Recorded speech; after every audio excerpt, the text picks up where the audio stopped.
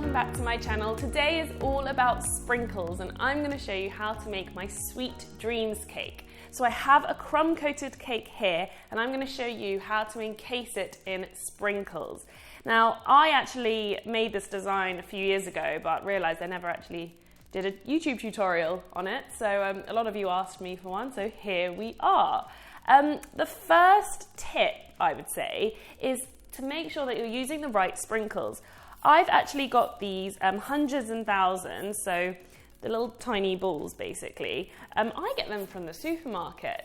I find these are actually the nicest ones to eat. Nowadays we are literally spoilt for choice with the types of sprinkles we can get. Really cool mixes, colours, etc. But they're not that nice to eat, and if you're encasing a whole cake in it, I would recommend getting something like this. So this is a 6-inch cake and I'm going to use these are 80-gram bottles. You're not actually going to need all these sprinkles, but it's better to have more than less.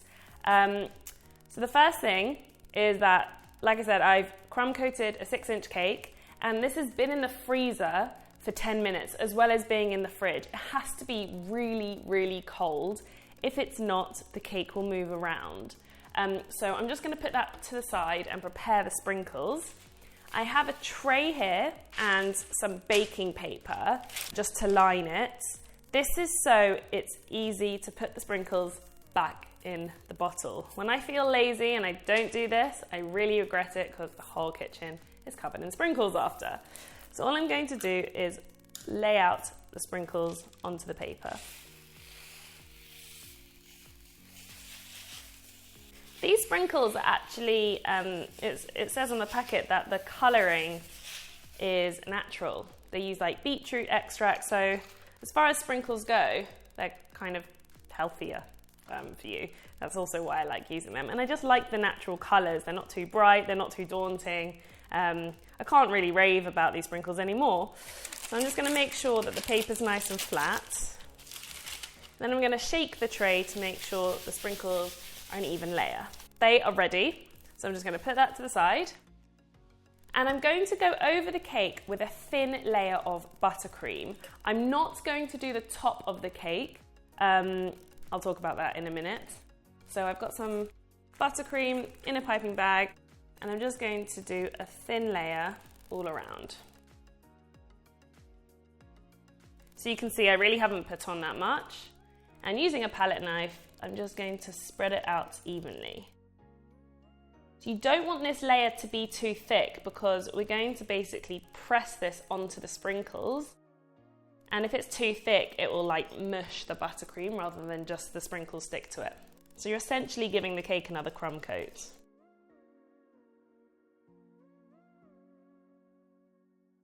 So I've got a bowl at hand that I'm just going to scrape any excess buttercream in. I'm just going to scrape around the top corners and now go around the sides with a side scraper.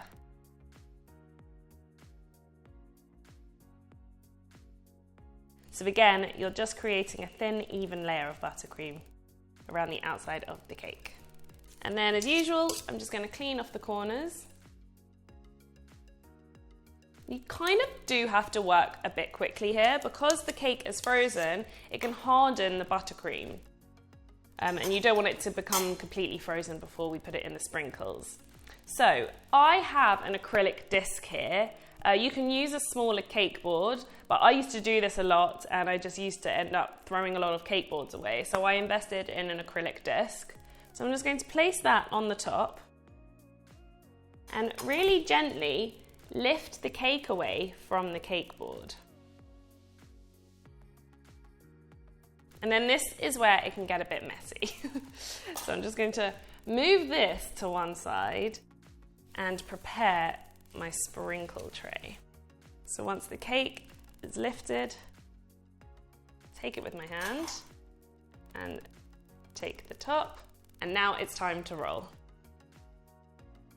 Place it in the sprinkles and then roll it backwards and forwards, and the sprinkles will stick to the buttercream in a really nice even layer.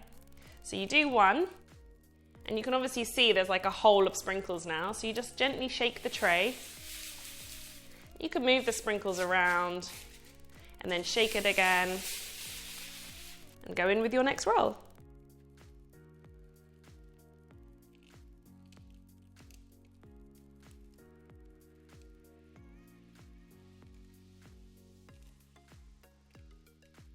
So I've got a decent covering here. I can see a few patches that the sprinkles didn't get to. So now, carefully, I'm just going to pick up a small handful and press them into the cake. Okay, now I'm going to try this one-handed. So it is a little balancing act. I'm just going to put a little bit more buttercream on the cake board so it has something to stick to, and then place the cake back on the board.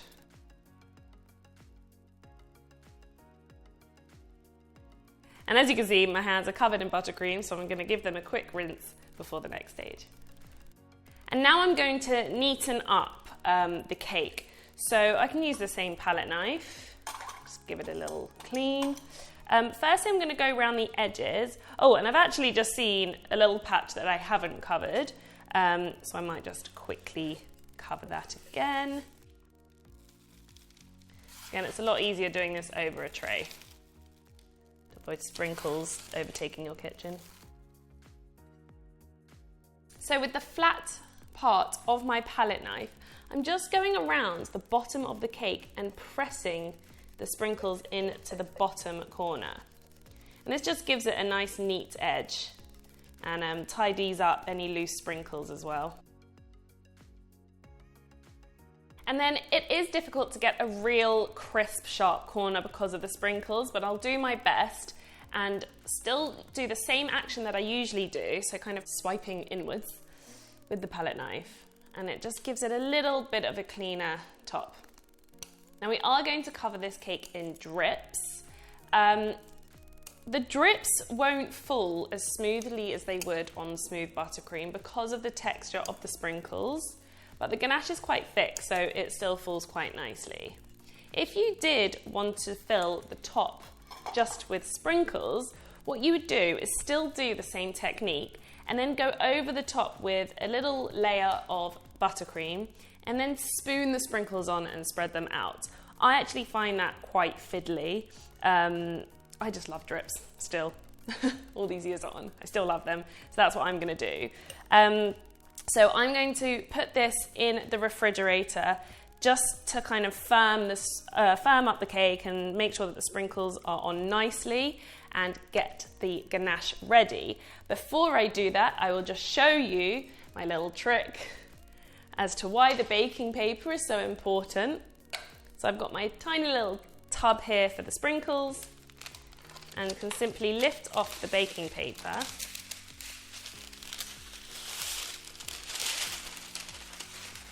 Fold it in half and go in the tub.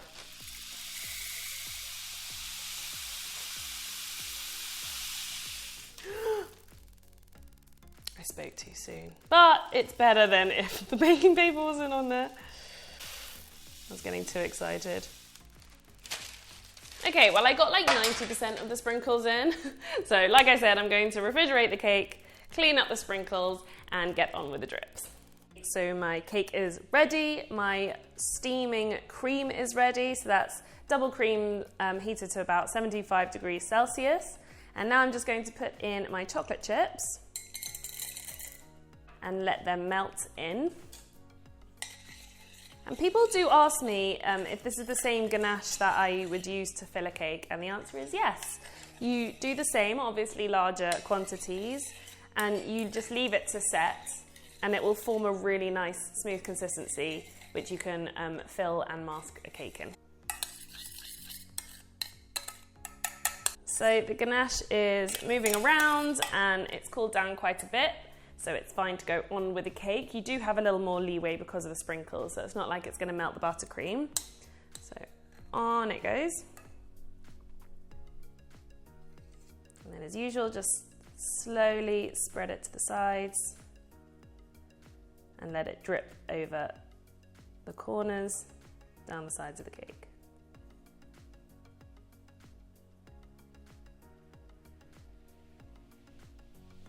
And as usual, I like to go around maybe with a little bit more ganache. Help some of the drips by adding just a slightly more ganache. Actually, that's dripping quite nicely because it's still, like I said, it's still thick. You are going to get a little bit of texture because of the sprinkles, but that's what you just have to accept when you're making a drip sprinkle cake. Actually, that's looking really nice, so I don't think I need to add any more to that.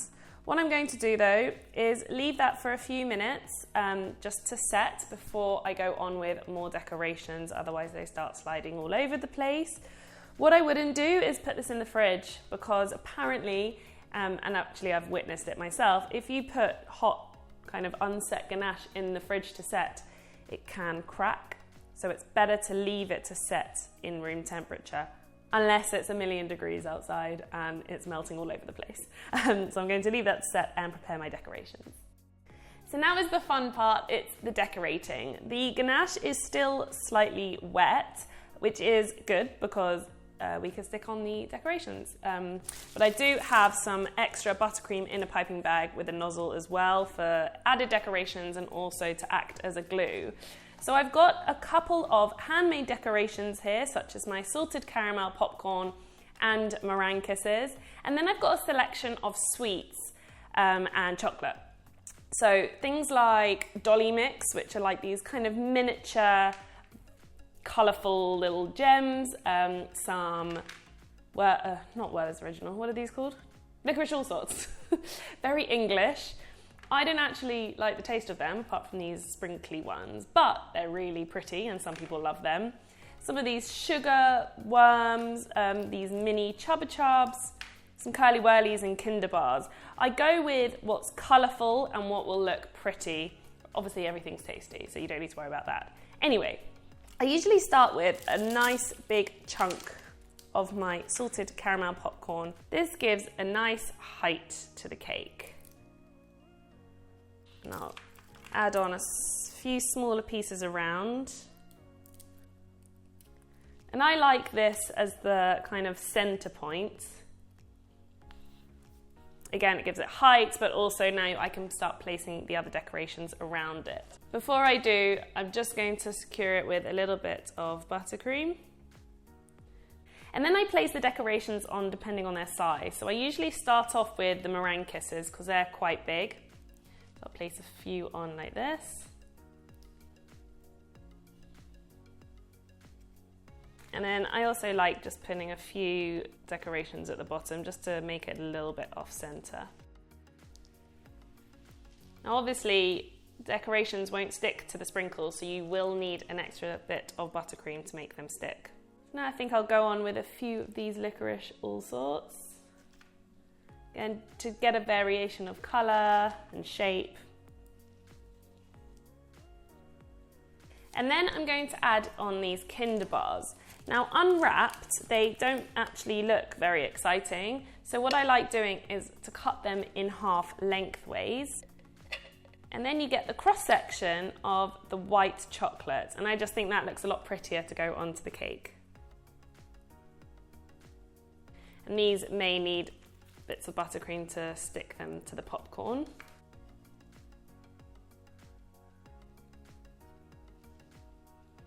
So same again with the Curly Wurly. Obviously this is quite a large chocolate to put onto the cake, so I'm going to cut it into sections. And I like cutting them on a slight diagonal to just follow the shape of the chocolate. So I can have it maybe poking out there, securing it with some buttercream. I like the randomness, but it's up to you. You can place them more evenly. I think this makes it look a bit more fun. Yeah. Okay, my Kinder's deciding to break, but I could just put it at the back and add some more decoration around it. So with these sugary straws or worms, whatever you call them, I utilize the flexibility of them and I kind of loop them round one another and kind of insert them in between decorations. You kind of get these like loops, which I really like.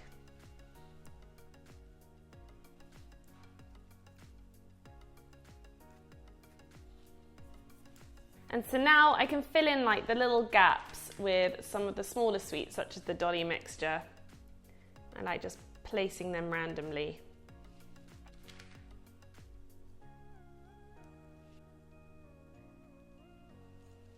And then finally, just to fill in, and these are insanely cute, these mini Chubba Chubs, I like putting them into the gaps of mainly the popcorn, but other decorations. And the sticks can be inserted into the cake, so they're nice and secure. And then I'm just gonna go round and pipe on some little decorations of buttercream, just to add to the decoration, but also to just make sure everything is nice and secure. And then of course, I have to finish this off with some edible glitter. And this really is the ultimate Candyland cake. There you go. So that is how you make a sprinkle encased crazy Candyland cake. God, there were a lot of cuz in that. I hope you enjoyed it. Please try out this technique. You can also be a bit more creative, maybe stick to one color of sprinkles or try out the slightly longer sprinkles rather than the balls. I think that's how most funfetti cakes are made, but this is how I do it. I love doing this technique. It is a little bit messy. Just make sure that your cake is cold, but I find it actually easier than kind of smoothing the sprinkles up the sides, which I know a lot of people do, and there's nothing wrong with that. I was just sharing my technique. So try it out yourself. Please tag me at George's Cakes on Instagram if you do try it out, because I love seeing your creations. If you haven't already, please subscribe to my channel because lots more tutorials are on the way.